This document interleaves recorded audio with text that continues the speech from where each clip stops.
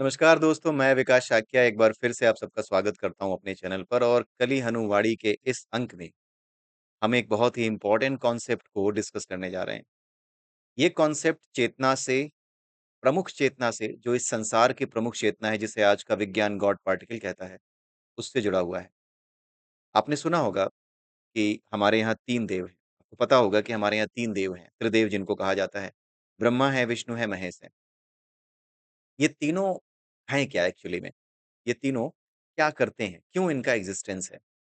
इनका existence basically इसलिए है क्योंकि कोई भी चीज़ जो कि इस संसार में आप देखते हैं, वो प्रकट हुई है, वो है इस संसार में, ठीक है?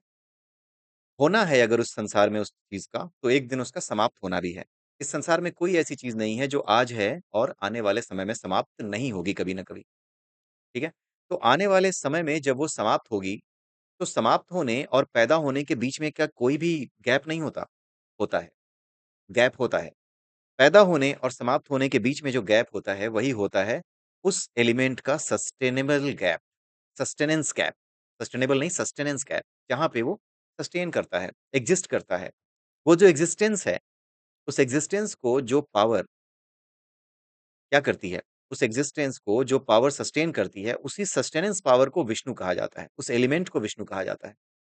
जो इसको प्रकट करती है, उसे ब्रह्मा कहा जाता है और जो डिस्ट्रक्शन है, जो ऊर्जा डिस्ट्रक्शन करती है, उस एनर्जी को क्या कहा जाता है? शिव कहा जाता है, ठीक है? तो ये तीनों जो ऊर्जाएँ हैं, ये तभी एक्जिस्टेंस में आती हैं जब गॉड पार्टिकल अपने आप में एक्सप्लोड करता है। शुरुआत में ये गॉड पार्टिकल एक ही था, ये अकेला था, इसके अंदर सब कुछ था, ये बीज था, इस संसार का जो सीड है, ये सीड था वो। लेकिन जब वो सीड क्या हुआ? एक्सप्लोड हुआ, तो उस एक्सप्लोज़न के बाद जितनी जितनी भावनाएँ हमारे अंदर हैं, जो फीलिंग्स हमारे अंदर हैं, ये जितनी भी चीज़ें हमारे चारों ओर दिखाई देती हैं, उन सब के पीछे जो बेसिक चीज़ है, वो है एटम। उस एटम के पीछे भी एक जो मेन एनर्जी है, जो उस एटम को प्रोड्यूस करने वाली है, उसको क्या कहा जाता है? त्रिपुरा देवी कहा जाता है या फिर उनको अ, जो है जगन माता भी कहा जाता है। और उनको और जो है तंत्र विद्या में उनको क्या कहा जाता है? भैरवी कहा जाता है। और भक्त उन्हें क्या कहते हैं? शिव भक्त उन्हें क्या कहते हैं? माता पार्वती कहते हैं। और जो इस शक्ति को प्रकट करने वाला है, उसे क्या कहा जाता है? शिव कहा जाता है, परब्रह्म कहा जाता है। उनको तंत्र विद्या में क्या कहा जाता है? उनको भैरव कहा जाता है तंत्र विद्या में, पराभैरव कहा जाता है तंत्र विद्या में। और इस सृष्टि को भैरवी कहा जाता है। पराभैरव जिसने कि भैरवी को प्रकट किया, वो जो कि इस पूरी की पूरी शक्ति का, इस पूरी की पूरी चेतना का, इस पूरी की पूरी पावर का, इस पूरी की पूरी एनर्जी का जो आश्रय स्थल है, जो रिफ्यूज़ है, जहाँ से ये एनर्जी प्रकट होती है, उस एनर्जी के सोर्स को, उसके आश्रयदाता को, not only source but also the refuse, उसका जो आश्रयदाता है, उसे क्या कहा जाता है? उसे शिव कहा जाता है, भैरव कहा जाता है तंत्र विज्ञान में, ठीक है? परब्रह्म कहा जाता है। वैष्णव उन्हें भगवान विष्णु कहते हैं, भगवान कृष्ण कहते हैं और जहाँ पर वो एनर्जी स्थित है, जहाँ पर वो एनर्जी रहती है, उसको क्या कहा जाता है? गोलोक धाम। वैष्णव उनको गोलोक धाम कहते हैं। शिव भक्त उन्हें शिवधाम कहते हैं और ब्रह्मा जी को मानने वाले उन्हें ब्रह्मलोक कहते हैं, ब्रह्मा जी का लोक कहते हैं। ब्रह्मा जी कहते हैं, ब्रह्मा जी का निवास स्थान उसे कहते हैं, ठीक है? तो ये सब बातें, ये एनर्जीज़ हैं। अब ये एनर्जीज़ क्योंकि हमारे और आपके रूप में प्रकट है, तो ऑब्वियसली ये भगवान राम और भगवान कृष्ण के रूप में भी प्रकट हो सकती हैं। नथिंग लाइक एनीथिंग, मतलब बहुत ही कुछ एस्टोनिश करने वाली बात नहीं है। ये कोई आश्चर्यचकित करने वाली बात नहीं है। अगर कोई चीज़ हमारे और आपके रूप में प्रकट है, ये पूरी की पूरी ब्रह्मांड की ऊर्जा ही तो हमारे और आपके रूप में प्रकट है। अगर वो ऊर्जा जिसने इस पूरे ब्रह्मांड को बनाया है, जब वो हमारे और आपके रूप में प्रकट हो सकती है, तो क्या वो अपने विशुद्ध रूप में, अपने शुद्ध रूप में, जो बिल्कुल किसी भी प्रकार से मन की वासनाओं से लिप्त नहीं है, जो सोर्स लेवल पे है, क्या उस लेवल की ऊर्जा किसी व्यक्ति के अंदर प्रकट नहीं हो सकती? प्रकट हो सकती है। जिसके अंदर ये प्रकट होती है, वही क्या होता है? अवतार होता है। या फिर जो अपने भीतर अपनी ऊर्जा के स्तर को उस स्तर तक पहुँचा लेता है, जहाँ पर कि वो आश्रय देने वाली ऊर्जा या शिवत्व की ऊर्जा या शिव ऊर्जा या भगवान कृष्ण की ऊर्जा जिसे कहा जाता है, वो रहती है, उस स्टेबल लेवल पे आ जाती है। तब उस व्यक्ति को क्या कहा जाता है? ऐसी एनर्जी रखने वाले व्यक्ति को अवतार कहा जाता है। वो फिर खुद एक रिफ्यूज़ हो जाता है। वो फिर खुद दूसरी ऊर्जाओं को इस पूरे के पूरे संसार का सृष्टिकर्ता हो जाता है, क्योंकि वो वही है। बस वो एनर्जी कंसंट्रेट होकर के एक मनुष्य के रूप में दिखाई देने लगी है। जैसे हमारे भीतर जितनी वासनाएँ हैं, मेरे भीतर जितनी वासनाएँ हैं, वो एक मनुष्य के रूप में, विकास शाक्य के रूप में, जो कि नाम इस संसार ने दिया है, उसके रूप में आपके सामने है। उसी प्रकार से वो विशुद्ध ऊर्जा भी जब मनुष्यों के रूप में सामने आती है, तो उस मनुष्य को अवतार कहा जाता है। उस मानव रूप को ईश्वर का साक्षात अवतार कहा जाता है। ठीक है? यही है बेसिक कॉन्सेप्ट अवतारों का। वो ऊर्जा अपने आप को प्रकट कर सकती है। वो है अनंत, वो है निराकार, लेकिन निराकार होते हुए भी वो साकार अपने आप को कर सकता है, क्योंकि हम और आप उसी ऊर्जा से साकार हुए हैं, उसी गॉड पार्टिकल की ऊर्जा से तो आखिरकार हम बने हैं, इस ब्रह्मांड में आए हैं। तो जब हम साकार हो सकते हैं, तो वो ऊर्जा जो कि विशुद्ध है, जो इस स्तर पे है कि जो कि सब कुछ प्रकट करती है, जो सबकी आश्रयदाता है, क्या वो अपने आप को प्रकट नहीं कर सकती? जब वो सभी की आश्रयदाता है, जब वो सबको प्रकट करने वाली है, तो खुद को प्रकट नहीं कर सकती? कर सकती है, लेकिन अपने वास्तविक रूप में वो क्या है? वो निराकार है। लेकिन जिस तरह से वो ऊर्जा को प्रकट करती है, उस ऊर्जा में उतर करके वो अंश उस ऊर्जा में रहता है। जब वो कॉन्सन्ट्रेट हो जाता है, उस ऊर्जा में रहते हुए वो अंश कॉन्सन्ट्रेट हो जाता है। क्यों होता है कॉन्सन्ट्रेट? क्योंकि उसकी ऊर्जाएँ बैलेंस करती हैं। वो ऊर्जाएँ अपने आप को पूरे नेचर को बैलेंस करती हैं। यही बैलेंसिंग एक्ट जो है ना, इसी को यज्ञ कहा जाता है। टेक्निकल लैंग्वेज में इसको यज्ञ कहा जाता है और साइंटिफिक लैंग्वेज इसकी यज्ञ ही है। जो साइंटिफिक मीनिंग है उसकी वो यज्ञ ही है। यही जो सस्टेनेंस है ना इस एनर्जी का जो सस्टेनेंस मॉडल है, जो यहाँ पर हर चीज़ को चलाता, बनाता और बिगाड़ता रहता है। जो चीज़ बनी है, उसको बिगाड़ना, नष्ट करना और उसको सस्टेन करके रखना, ये पूरी साइकिल क्या कहलाती है? यज्ञ कहलाती है। तो ये पूरी की पूरी सृष्टि लगातार यज्ञ कर रही है, ठीक है? और यज्ञ कैसे हो रहे हैं? यज्ञ ऐसे हो रहे हैं कि सारे के सारे जितने भी एलिमेंट्स हैं, वो आपस में एक-दूसरे के साथ कोऑर्डिनेशन सही से बनाए हुए हैं। और ये कोऑर्डिनेशन जो बनाया हुआ है, ये कोऑर्डिनेशन जो कि इस संसार को प्रकट करता है, वो मॉडस ऑपरेंडी, वो साइंस जो कि इस संसार को प्रकट करने का साइंस है, उस साइंस के नॉलेज को, उसकी मॉडस ऑपरेंडी को ही वेद कहा जाता है। इसीलिए कहा जाता है कि वेदों को किसी ने लिखा नहीं है, ये अपौरुषेय हैं, लेकिन कुछ गधे इसका गलत मतलब निकालते हैं। उन्हें लगता है कि अरे कैसे कह रहे हो कि कोई लिखा नहीं है? अरे भाई वो लिखी हुई किताबों, वेदों की बात नहीं हो रही है। वेद मतलब जो इस नेचर की मॉडस ऑपरेंडी है, उसे वेद कहा जाता है। मॉडस ऑपरेंडी लिखी नहीं जाती, मॉडस ऑपरेंडी पहले से होती है, उसका संकलन किया जाता है। वेदों का संकलन किया गया है, उन्हें लिखा नहीं गया है। गधासुरों वाली बातें कोई ना किया करे। अगर कोई करता भी है तो उसे ये बात समझाइए कि गधासुर, वेद लिखे नहीं गए हैं, वेद संकलित किए गए हैं। वेद लिखे गए हैं ईश्वर के द्वारा। इसका मतलब क्या है? इसका मतलब ये है कि जो मॉडस ऑपरेंडी है इस नेचर की, वो हमने आपने किसी वैज्ञानिक ने नहीं डाली है। वो पहले से इस नेचर में है। जो भी उस नेचर नेचर में इस पूरी की पूरी मॉडस ऑपरेंडी के होने का कारण है, भाई कि एक मॉडस ऑपरेंडी है तभी तो उस मॉडस ऑपरेंडी के तहत ये पूरा नेचर बनता है। तभी तो उस मॉडस ऑपरेंडी के अंतर्गत ये पूरा नेचर सस्टेन करता है। उसी मॉडस ऑपरेंडी के अंतर्गत तो ये पूरा नेचर फिर एक दिन डिस्ट्रॉय होता है। जैसे हम और आप डिस्ट्रॉय होते हैं, हम बीच-बीच में डिस्ट्रॉय होते रहते हैं, ये पूरा नेचर काफ़ी समय बाद डिस्ट्रॉय होगा, इसकी एक उम्र है। डिस्ट्रॉय होकर के फिर एक नई साइकिल पैदा हो जाएगी। नष्ट कभी नहीं होता, ये संसार। प्रलय जिसको कहते हैं वो एक साइकिल का खत्म होना है बस। रिसाइक्लिंग प्रोसेस में एक साइकिल का खत्म होना ही प्रलय है। जैसे हमारी मृत्यु हमारे लिए प्रलय है, ये महाप्रलय है हमारे लिए, हमारी मृत्यु महाप्रलय है। लेकिन जो रात में हम सोते हैं, उस सोते समय जब हमारी सारी इच्छाएँ, सारी वासनाएँ, जब हमारे मनोमय कोश में, हमारे अंतःकरण में, जब पूरी तरीके से बिल्कुल एकदम शांत अवस्था में पड़ी रहती हैं, होती हैं लेकिन पड़ी रहती हैं, वो एक्टिव नहीं होती। ऐसी स्थिति में हम नींद में सो रहे होते हैं, गहरी नींद में। इस नींद को भी क्या कहते हैं? इसको भी एक प्रलय कहा जाता है। ये एक तरीके की टेम्परेरी प्रलय है। प्रलय कुछ और नहीं है, एक साइकिल का पूरा पूरा होना ही प्रलय है। ये कभी नष्ट नहीं होता। प्रलय होने का मतलब ये नहीं कि सब कुछ नष्ट हो जाएगा। ये एक स्पंदन की तरह है, ये होता है, सिकुड़ता है, फैलता है, सिकुड़ता है। सिकुड़ने को प्रलय कह दे रहे हो, फैलने को तुम जीवन कह दे रहे हो, ठीक है? जैन धर्म में भी इसकी परिकल्पना दी गई है, उत्सर्पिणी और अवसर्पिणी, ये 2 साइकिल्स बताई गई हैं। उत्सर्पिणी जिसमें इस संसार का क्रमिक विकास होता है और अवसर्पिणी जिसमें इस संसार का क्रमिक नाश होता है, ह्रास होता है, नष्ट होती है। तो ये पूरा का पूरा कॉन्सेप्ट है कि भाई जो हमारा यज्ञ है वो कुछ और नहीं है, किसी चीज़ का बनना, उसकी रिसाइक्लिंग होना यानी बनना, सस्टेन करना, उसका एक दिन समाप्त हो जाना और फिर समाप्त होने के बाद उसी समाप्त हुई चीज़ से वापस किसी नई चीज़ का बन जाना, कन्वर्ट हो जाना। Energy can be converted from one form to other form. बस यही है एनर्जी जो प्रिंसिपल है ना, energy principle of conservation of energy यही यज्ञ है। ये मॉडस ऑपरेंडी है यज्ञ की, तो मॉडस ऑपरेंडी ही वेद कहलाती है। तो जो वेदों की मॉडस ऑपरेंडी है ना, वेद कुछ और नहीं है। इस नेचर की मॉडस ऑपरेंडी है, उस ऊर्जा की मॉडस ऑपरेंडी है जिसने हम सबको बनाया है, राइट? उस चेतना की मॉडस ऑपरेंडी है। तो उस चेतना की मॉडस ऑपरेंडी को लिखने वाला कौन है? क्या हमने और आपने बनाया है? नहीं बनाया ना। ये पहले से इस नेचर में है। इसी मॉडस ऑपरेंडी को समझ करके उसे वेदों में लिखा गया है। उसको लिखने का मतलब होता है उसे संकलित किया गया। तो वेद असल में संकलित किए गए हैं, बताई गई बात को पहले से जो बात है, पहले से जो जानकारी है, पहले से जो ज्ञान है, उसको संकलित किया गया है। तो वेदों का संकलन हुआ है, इसको लिखा नहीं गया है। क्योंकि वेद क्या है? मॉडस ऑपरेंडी इस नेचर की, और क्योंकि ये मॉडस ऑपरेंडी उसी गॉड पार्टिकल से आई है, इसीलिए कहा गया है कि ये मॉडस ऑपरेंडी या ये वेद अपौरुषेय है, इसे किसी पुरुष ने नहीं लिखा, इसे लिखा है ईश्वर ने। ये उसका अलंकारिक मतलब है। लेकिन कुछ गधों को आज के वैज्ञानिक युग में भी, कुछ गधे तो ऐसे हैं जो बहुत बड़े-बड़े पोज़ीशन्स पे हैं, बच्चों को पढ़ाते हैं, आईएएस की तैयारी, पीसीएस की तैयारी करवाते हैं, लेकिन इसके बावजूद भी ऐसी बातें करते हैं। मतलब थोड़ा तो समझ लो, अलंकारिक भाषा थोड़ी तो समझ लो, थोड़ा तो ध्यान दो कि अलंकारिक भाषा कहती क्या है। लेकिन नहीं, उनको कोई मतलब नहीं है, क्योंकि उनका टारगेट है हिंदू धर्म को कैसे भी करके जो है एक तरीके से बदनाम करना, इतना करना है कि ये जो धर्म है ना, जो कि हमारी रक्षा कर रहा है, जो इतना सॉफ्ट है कि किसी का गला नहीं उतारता, कुछ कह देने पर। अगर गाली भी दे दो राम को, तो भी गला नहीं उतारता। कल को अगर लोग राम का पुतला जलाने लगे ना, तो भी शायद हिंदू कुछ नहीं कहेगा। इस धर्म को वो नष्ट कर देना चाहते हैं, जो उनकी ढाल है। जिस डाल पे बैठे हैं ना, उसी डाल को काट रहे हैं ये गधे।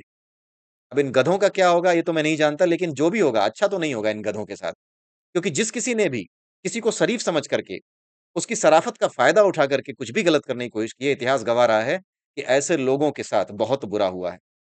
उनको ना इस देश में जगह मिली है, ना किसी और देश में जगह मिली। इनका भी यही हाल होगा, धोबी का कुत्ता, ना घर का, ना घाट का। ये लिख के रख लीजिए, एक दिन ये होने वाला है, ठीक है?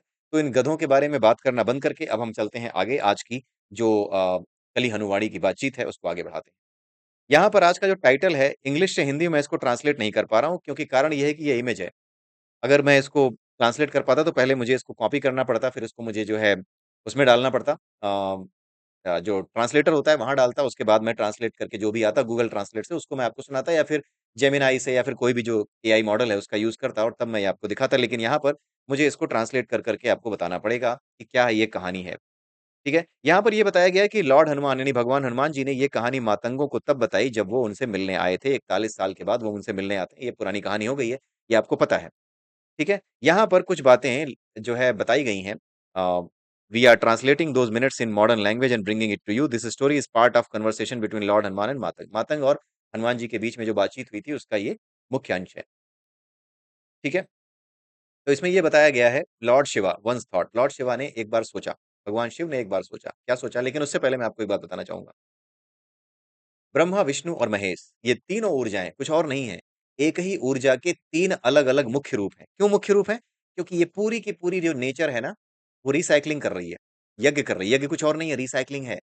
अगर आपने एक रिसाइक्लिंग मॉडल ऐसा बनाया है, किसी भी काम को करते समय अगर आपने एक रिसाइक्लिंग मॉडल ऐसा बनाया है कि जिस रूप में आपने चीज़ों को लिया था, उसी रूप में आपने संसार को वो चीज़ें वापस कर दी, इस प्रकृति को वो चीज़ें वापस कर दी, तो आप यज्ञ कर रहे हैं। जैसे अगर आपने कोई फैक्ट्री खोली है, जहाँ पर पानी थोड़ा-सा गंदा हो रहा है और वो गंदा पानी जो है, बाहर निकल रहा है और नदियों में मिल रहा है। लेकिन नदी में मिलने से पहले अगर आपने उस पानी को रोक करके, उसका ट्रीटमेंट कर दिया और ट्रीटमेंट करके साफ पानी वापस अगर आपने नदी में छोड़ा, तो इसका मतलब ये है कि आपने यज्ञ किया। तो यज्ञ is nothing but the sustainable development, जिसको हम सस्टेनेबल डेवलपमेंट कहते हैं, वही यज्ञ है। आप कहीं जाके पढ़ लीजिए, मैं कोई कहानी नहीं बना रहा। आप भगवद गीता में जाके पढ़ लीजिए, कर्मयोग का चैप्टर, वहाँ आपको समझ में आ जाएगा। कर्मयोग के चैप्टर में आपको ये बात बड़े अच्छे समझ में आ जाएगी कि मैं क्या कह रहा हूँ। कर्मियों के चैप्टर में आपको मिलेगा, यज्ञ की बातें जहाँ की गई हैं, वहाँ पर अगर आप उसको थोड़ा-सा डिकोड करेंगे मेटाफोरिक लैंग्वेज को, जो कि भगवान कृष्ण ने कही है, और एक जगह भगवान कृष्ण ने कहा भी है कि जो लोग वेदों में लिखी हुई बातों, जो अलंकारिक बातें हैं, उनसे प्रभावित हो जाते हैं, वो कभी भी वेदों के असली तात्पर्य को नहीं समझ पाते। ये भगवद गीता में ही एक श्लोक है, जहाँ पे भगवान कृष्ण ने ये बात कही है। इस चीज़ की ओर इशारा किया है कि वेदों की भाषा अलंकारिक है, और जो लोग उस अलंकारिक भाषा में फँस जाते हैं, उसको अपने एक जादू की तरह लेने लगते हैं, उनके साथ जो है बड़ा गड़बड़ होती है, उन्हें समझ में नहीं आता। तो ये जो तीनों ऊर्जाएँ हैं, ब्रह्मा, विष्णु, महेश, ये पूरे के पूरे इस मॉडस ऑपरेंडी को, कौन-सी मॉडस ऑपरेंडी को? रिसाइक्लिंग वाली मॉडस ऑपरेंडी को मेंटेन करने के लिए तीनों ऊर्जाएँ हैं, ठीक है? तो आपने देखा होगा कि ये तीनों ऊर्जाएँ, इनका स्वरूप कैसा होता है? जो ओम लिखा होता है ना, ओम में जो तीनों चीज़ें होती हैं, ऊ होता है, ऊ में जो पहला ऊपर वाला हो गया, दूसरी नीचे वाली हो गई, ये दोनों क्या है? ये ऊर्जा के रूप हैं। ये जो ऊर्जा है ना, वो इसी रूप की है। तो इसी रूप में 2 ऊर्जा और बीच में ये तीसरी ऊर्जा, और उसके बाद एक चंद्र बिंदु लगा होता है।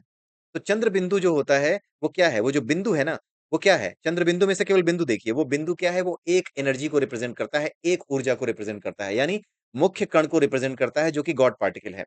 अब ये जो ओम बनाते समय आप जो ये चंद्रबिंदु बनाते समय छोटा-सा जो चाँद बनाते हैं, छोटा-सा जो चाँद बनाते हैं, ये चाँद कुछ और नहीं, ये एक पर्दा है।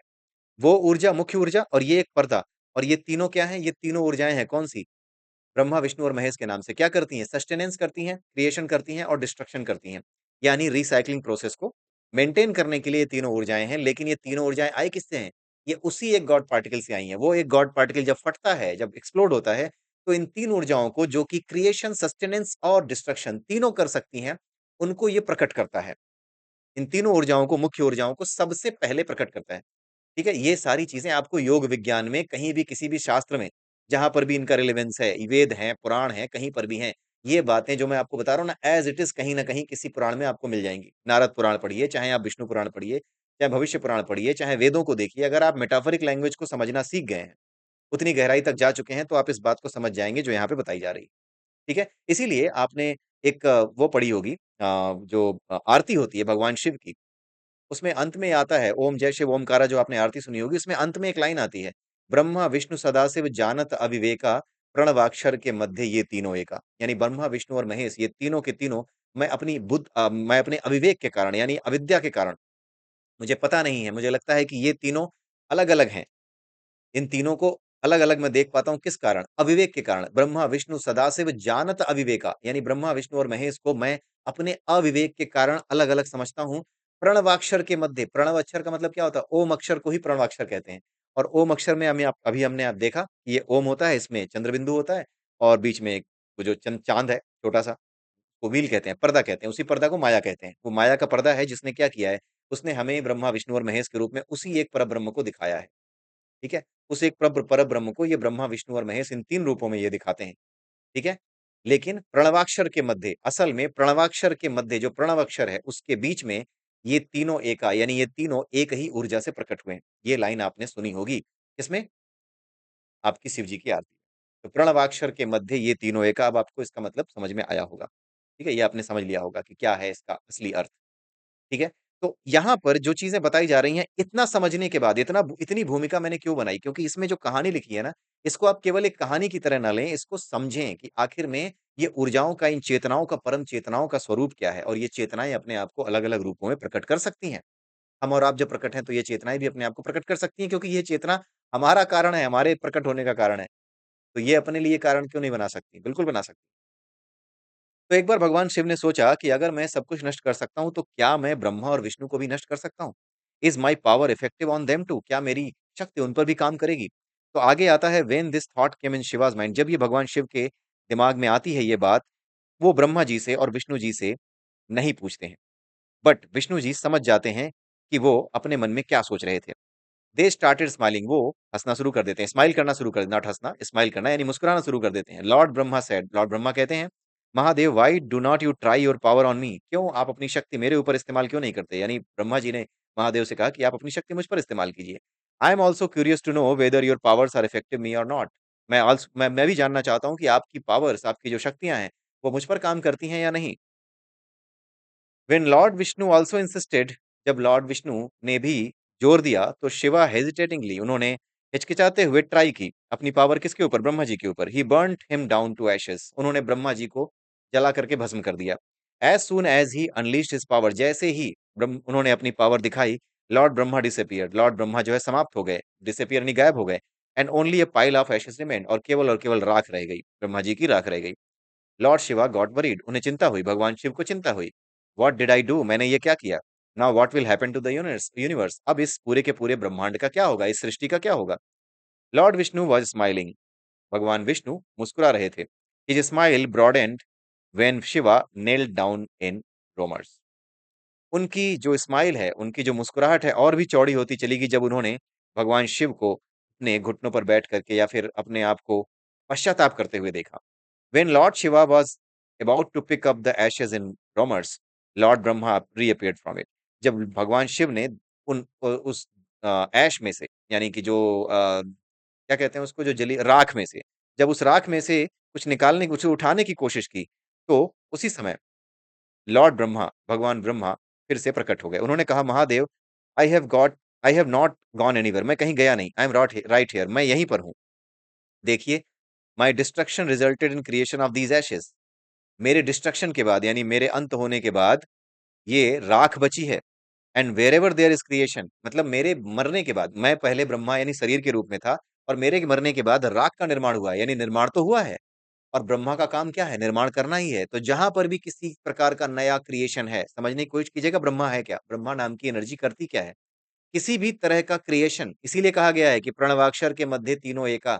यहाँ पर देखिए ब्रह्मा जी नष्ट हो गए हैं, लेकिन उसके बावजूद भी उन्होंने कहा कि इस नष्ट होने में भी एक क्रिएशन है। यानी मैं नष्ट हो गया, मेरा शरीर नष्ट हो गया, लेकिन फिर भी बची क्या है? राख। तो बची नहीं है, वो बनी है। मेरे मरने से, मेरे राख होने से, मेरे जलने से जो राख बनी है, उसका निर्माण हुआ है। और जहाँ कहीं भी निर्माण होता है, वहाँ ब्रह्मा है। तो आप देख लीजिए कि जहाँ नष्ट हो रही है कोई चीज़, वहाँ पर भी ब्रह्मा है। उसी तरीके से जब धर्म का निर्माण होता है, अधर्म का निर्माण होता है, तो कहीं पर भी निर्माण हो रहा है, विद्या का निर्माण हो रहा है, कहीं पर भी निर्माण हो रहा है। अर्जुन के दिमाग में, अर्जुन के मस्तिष्क में जब निर्माण हो रहा है ज्ञान का, तो जहाँ पर भी किसी कोई नई चीज़ निर्मित हो रही है, जहाँ सस्टेनेंस की बात है, वहाँ पर भी निर्माण हो रहा है। भई भगवत गीता क्यों दी गई? धर्म की रक्षा, अधर्म के विनाश के लिए। तो एक तरीके का सस्टेनेंस मॉडल है वो, ठीक है? उस सस्टेनेंस मॉडल में भी क्या निर्मित हो रहा है? ज्ञान निर्मित हो रहा है। कहाँ पे? अर्जुन के दिमाग में। जो कहाँ जहाँ कहीं भी निर्माण है, वहाँ पर विनाश है। जहाँ कहीं भी विनाश है, वहाँ निर्माण है और वहीं पे सस्टेनेंस भी है, कमाल की बात ये है। इसीलिए ये तीनों पावर्स अपने आप में एक-दूसरे का काम कर रही हैं, अगर आप ध्यान से देखें तो, ठीक है?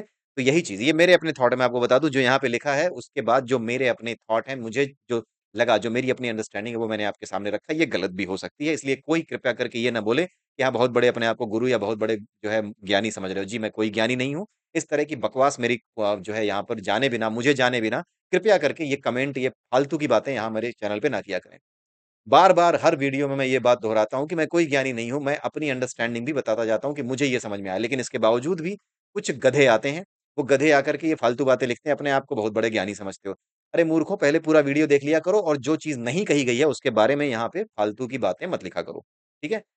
क्योंकि मैं कोई ज्ञानी नहीं हूँ, ठीक है? मैं जो पता है, जो ईश्वर की कृपा से मुझे पता है, वो मैं आपके सामने रख रहा हूँ।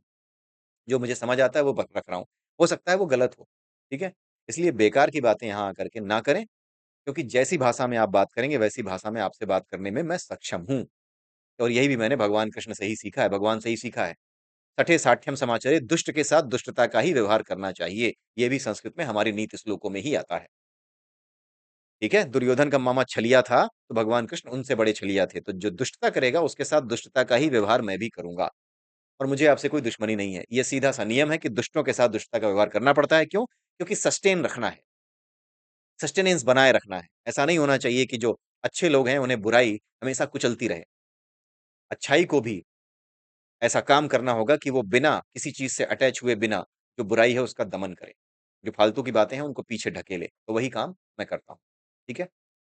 तो जो मेरा धर्म है, वो मैं करता हूँ, ठीक है? इसके लिए मुझे कोई हथियार उठाने की ज़रूरत नहीं है। आप बातों से बात करते हैं, मैं भी बातों से बात करता हूँ। बदतमीज़ी करेंगे तो मैं आपके साथ एक अलग लेवल की बदतमीज़ी कर सकता हूँ, ठीक है? लेकिन शब्दों के माध्यम से ही। इसलिए यहाँ पर जैसी बदतमीज़ी आप करेंगे, वैसी ही बदतमीज़ी आपको हो सकता है देखने को मिले, ठीक है? लेकिन हाँ, मैं इतना ध्यान रखता हूँ कि आपके मर्यादाओं को मैं तार-तार ना करूँ। लेकिन हाँ, मैं घिसा-पिटा जवाब तो आपको ज़रूर दूँगा, छिला हुआ जवाब तो आपको ज़रूर दूँगा। लेकिन मैं अपनी मर्यादाओं का उल्लंघन फिर भी नहीं करता, ठीक है? आइए आगे बढ़ते हैं। तो यहाँ पर ये बताया गया कि जैसे ही राग को उठाने गए, वैसे ही ब्रह्मा जी फिर प्रकट हो गए। उन्होंने कहा कि मैं कहीं गया नहीं हूँ, मैं यहीं पर था, ठीक है? और मैं आपकी पावर से, आपकी शक्ति मुझे डिस्ट्रॉय नहीं कर सकती। उसके बाद lord Vishnu smiled and said, "Mahadev, I am the protector of this universe. I want to see whether I can protect myself too from your powers. Please unleash your powers on me." भगवान विष्णु ने कहा कि मैं इस संसार की रक्षा करने वाला हूँ, मैं सस्टेन करने वाला हूँ इस संसार को। मैं जानना चाहता हूँ कि क्या आपकी शक्तियाँ मुझे नष्ट कर सकती हैं? तो कृपा करके मुझे ये दिखाइए कि आपकी शक्ति क्या मेरे ऊपर काम आ सकती है? जब लॉर्ड ब्रह्मा आल्सो इंसिस्टेड, जब भगवान ब्रह्मा ने कहा कि हाँ, अब ज़रा विष्णु जी पे अप्लाई कीजिए, तो भगवान शिव ने क्या किया कि विष्णु जी को भी जला करके राख कर दिया। There was a pile of ashes in the place of god Vishnu but Vishnu voices was still there. वहाँ पर भगवान विष्णु की राख पड़ी थी, लेकिन भगवान विष्णु की आवाज़ अभी भी आ रही थी। His voice was coming from the ashes, वो जो राख है उसके भीतर से आ रही थी। Mahadev, I am still here. Mahadev, मैं अभी भी यहाँ हूँ। डू नॉट स्टॉप, रुकिए मत। Unleash your power on the ashes too, आप अपनी पावर जो है यानी इस राख पर भी, जो राख है ना, इस पर भी अपनी ताकत का इस्तेमाल कीजिए, इस राख को भी उड़ा के फेंक दीजिए। डू नॉट स्टॉप, रुकिए मत until every particle of ash is finished, जब तक कि राख का एक-एक कण समाप्त नहीं हो जाता, तब तक आप रुकिए मत। मतलब ये एक कदम और निकाल ले गए भगवान विष्णु। ठीक है? अब आप समझ गए होंगे कि भगवान विष्णु के ही अवतार क्यों होते हैं। धूर्त और मक्कार और मूर्ख टाइप के जो दुष्ट होते हैं, दुर्योधन जैसे, इनके लिए भगवान विष्णु का ही अवतार क्यों होता है। आपने देखा होगा कि वो एक कदम आगे चल के चलते हैं। ठीक है? तो लॉर्ड शिवा इंटेंसिफाइज़ पावर, उन्होंने अपनी ताकत को और बढ़ाया। द एशेज़ स्टार्टेड रिड्यूसिंग, धीरे-धीरे जो है, जो अ, राख थी वो कम होने लगी। Finally only a few small particles of the ashes remained, अंत में कुछ छोटे-छोटे कण उस धूल के रह गए, उस राख के रह गए। Even with all his powers, अपनी सारी ताकत लगाने के बावजूद भी lord Shiva could not burn the ashes further from that particle, lord Shiva उसके आगे उन पार्टिकल्स को जला के नष्ट नहीं कर पाए। Lord Vishnu reappeared from that particle of ashes and proved that he can not be destroyed by Shiva, lord Vishnu दोबारा से उस पार्टिकल, उस कण के भीतर से प्रकट हो गए और उन्होंने बताया कि लॉर्ड शिवा, आप मुझे डिस्ट्रॉय नहीं कर सकते। Lord Shiva thought in his mind, उन्होंने सोचा, मतलब भगवान शिव ने सोचा, I am convinced that I can not destroy Brahma and Vishnu directly, मैं ब्रह्मा और विष्णु को सीधे-सीधे नष्ट नहीं कर सकता, लेकिन क्या मैं अपने आप को नष्ट कर सकता हूँ? उन्होंने ऐसा सोचा। They will be destroyed automatically, अगर मैं अपने आप को नष्ट कर लेता हूँ, तो ये दोनों भी अपने आप नष्ट हो जाएँगे, क्योंकि मैं ही तो जब नहीं रहूँगा, तो फिर कोई डिस्ट्रक्शन होगा ही नहीं। Without destruction creation can not take place, जब डिस्ट्रक्शन ही खत्म हो जाएगा, तो क्रिएशन की ज़रूरत ही नहीं पड़ेगी। यानी सस्टेनेंस साइकिल, जो सस्टेनेबल साइकिल है, जो पूरी साइकिल है, यज्ञ की साइकिल, बनाना, सस्टेन करना, नष्ट करना, ये पूरी साइकिल में से एक एलिमेंट भी हटा लिया, तो फिर तो कुछ नहीं बचेगा। तो इन्होंने कहा कि मैं क्यों ना अपने आप को नष्ट कर दूँ। जब डिस्ट्रक्शन ही नहीं रहेगा, तो क्रिएशन का मतलब ही नहीं है, क्रिएशन भी नहीं रहेगा। ठीक है? तो उन्होंने यही किया। When creation is not there, Brahma is not there. Without creation, there is no protection. Hence, Vishnu will not be there. Simple सी बात है, अगर मैं नहीं रहूँगा, तो ब्रह्मा की भी ज़रूरत नहीं रहेगी और विष्णु जी की भी ज़रूरत नहीं रहेगी। ठीक है? तो आगे उन्होंने कहा, Brahma and Vishnu understood what Shiva was thinking. They smiled, उन्होंने वो मुस्कुराए, ब्रह्मा और विष्णु दोनों मुस्कुराए। Lord Shiva self destroyed himself, lord Shiva ने अपने आप को डिस्ट्रॉय कर लिया। And it exactly happened the way he was thinking, जैसा उन्होंने सोचा था वैसा ही हुआ। As soon as he burned himself down to ashes, जैसे ही उन्होंने अपने आप को राख बनाया, यानी जला के न भस्म किया, वैसे ही ब्रह्मा और विष्णु दोनों ही राख बन गए। For a moment everything become dark, थोड़े समय के लिए सब कुछ बिल्कुल डार्क हो गया, अंधकार हो गया। There was nothing except the eternal ashes of supreme three, कुछ भी नहीं था अपार्ट फ्रॉम इन तीनों की राख के। फ्रॉम दीज़ इटर्नल एशेज़, इस राख से अ वॉइस इमर्ज्ड, एक आवाज़ आई, मैं ब्रह्मा हूँ। I recognize that there is a creation of the ashes, मैं देख सकता हूँ कि राख का निर्माण हुआ है। When there is a creation I am there, जहाँ पर भी राख होगी, जहाँ पर भी क्रिएशन होगा, भले ही राख का क्रिएशन क्यों ना हो, मैं वहाँ हूँ। ठीक है? I am there. Thus first lord Brahma appeared, इसलिए उस राख से फिर से लॉर्ड ब्रह्मा अपीयर हो गए, क्योंकि क्रिएशन है ना, तो क्रिएशन जहाँ भी है वहाँ ब्रह्मा जी हैं। जैसे ही क्रिएशन हुई, वैसे ही lord Vishnu and lord Shiva followed, उनको लॉर्ड विष्णु और लॉर्ड शिवा, उन दोनों ने भी फॉलो किया, क्योंकि जहाँ पर भी क्रिएशन है, वहाँ पे always followed by protection and destruction, आगे उसमें प्रोटेक्शन भी होगा और डिस्ट्रक्शन भी होगा। ये जो एंटायर लाइफ साइकिल है उस एनर्जी का, बड़े ही खूबसूरत तरीके से इस चैप्टर में, इस भाग में समझाया गया है। ये चैप्टर नहीं है, ये प्रीफेस के कुछ जो है पोर्शन्स हैं, उसमें से ये बताया गया है। और ये कहा जाता है कि इसमें ये लिखा हुआ है कि बिफोर यू रीड कली हनुवाणी 2.0, आप वो पढ़ने से पहले इन चीज़ों को ज़रूर पढ़ें। Shiva realize that the supreme three are eternal, Shiv ji ने रियलाइज़ किया कि ये तीनों ही, हम तीनों ही इटर्नल हैं, यानी हमेशा हैं, शाश्वत हैं और हम कभी भी डिस्ट्रॉय नहीं हो सकते। As a reminder of this incident, lord Shiva put the eternal ashes, इस घटना को याद रखने के लिए भगवान शिव ने अपने पूरे शरीर पर राख पोत ली। ठीक है? इसीलिए जो कॉन्सेप्ट है पुनर्जन्म का, दोबारा आने का, जाने का, ये सब यहीं से आता है। ये ऊर्जा अपने आप को बार-बार प्रकट करती है। डिस्ट्रक्शन होता है तो क्रिएशन होगा। क्रिएशन हो गया तो उसको प्रिज़र्व करने के तरीके होंगे। ठीक है? तो भगवान शिव ने अपने चारों ओर राख क्यों लपेटी, उसका कारण यहाँ बताया गया है। भगवान हनुमान जी ने ये स्टोरी मातंगों को यहीं तक बताई थी। But according to Hanuman understanding we can say that the supreme three Brahma, Vishnu and Shiva appeared from the eternal ashes which Shiva wears on his body, मतलब जो भगवान शिव अपने ऊपर जो राख लगाते हैं, उसी से ब्रह्मा, विष्णु और शिव, ये तीनों प्रकट होते हैं। This story told by lord Hanuman puts end to the debate on father of the supreme three. इस कहानी के बाद, भगवान हनुमान की इस कहानी के बाद, ये जो डिबेट चलती है, कुछ मूर्खों की डिबेट चलती रहती है। ब्रह्मा, विष्णु और महेश के पिताजी कौन है? एक गधा है, जेल में बैठे हैं। उनके जो गधे चेले हैं, वो गधे चेले आकर के डिस्कस करते हैं, आओ हम बताएँगे तुम्हें ब्रह्मा, विष्णु और महेश। हाँ, तुम्हारे पास तो जो है आधार कार्ड है ना ब्रह्मा, विष्णु और महेश का, पापा जी का नाम लिखा होगा उनके। बेकार की बातें वो करते हैं। जेल में बंद है उनके गुरु, हर जगह घुसेंगे, हर जगह घुस कर कहेंगे आओ हम तुम्हें साधना की अच्छी विधि बताते हैं। हमारे गुरुजी कोरोना दूर करेंगे, कोरोना चला गया, गुरुजी अभी भी जेल में। हमारे गुरुजी जो है विश्व युद्ध रुकवाएँगे, विश्व युद्ध होके खत्म हो जाएगा, तो तुम्हारे गुरुजी वहीं पड़े रहेंगे। जेल से निकल नहीं पा रहे हैं और कहते हैं गुरुजी बड़े ताकतवर हैं। और पूछा जाता है जेल में कैसे हैं इतने ताकतवर हैं तो क्या कहते हैं? लीला कर रहे हैं, प्रभु की लीला है, लीला कर रहे हैं, ठीक है? मतलब अजीब-अजीब लोग हैं। कबीर जी के अवतार हैं भाई, यही सुप्रीम है, यही कल्कि है, यही आए हैं। तो अजीब-अजीब सी बातें करने वाले लोग हैं, लेकिन उस क्वेश्चन का आंसर यहाँ पे मिल जाता है बहुत ही मेटाफोरिक वे में, जो एनर्जी के रूप हैं, जो सुप्रीम एनर्जी जो गॉड पार्टिकल है, उससे उत्पन्न होने वाली एनर्जी का जो स्वरूप है, उसके बारे में यहाँ बताया गया है। वो ब्रह्मा, विष्णु और महेश के रूप में क्यों जानी जाती है, वही एक एनर्जी, 3 अलग-अलग एनर्जीज़ के फॉर्म में, क्योंकि वो तो हमारे सामने है, हम पैदा होते हैं, हम जो है ज़िंदगी चलाते हैं, सस्टेन कराते हैं अपने आप को और अंत में मर जाते हैं। ये तीनों चीज़ें हम देख सकते हैं और इन्हीं तीनों ऊर्जाओं का एक स्वरूप यहाँ पे डिस्क्राइब किया गया है। बड़ी सिंपल सी चीज़ है, यही कॉन्सेप्ट है उसका, एनर्जीज़ को ही कहा जाता है, ठीक है? यहाँ पर ये चीज़ें हैं। Even in the ancient Hindu text of Puranas, यहाँ तक कि पुराणों में भी everything was clearly described, her cheese clearly बताई गई थी, but various interpretations of those text over the generation have ruined the actual information. लेकिन जनरेशंस यानी कि पीढ़ी दर पीढ़ी लोगों ने उसको जब चेंज किया तो असली मीनिंग कहीं न कहीं खो गई।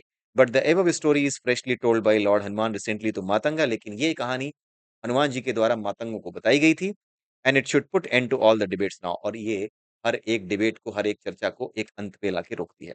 We are bringing to your minute by minute detail. अब यहाँ पे आगे ये लिखा है कि एक-एक चीज़ हम आपके सामने लाएँगे और अब आप आगे जा कर के बाकी के चैप्टर्स पढ़ सकते हैं। तो अब अगर आप चाहें तो दोबारा से कली हनुमाड़ी 2.0 को पढ़ना चाहें तो पढ़ के देख सकते हैं।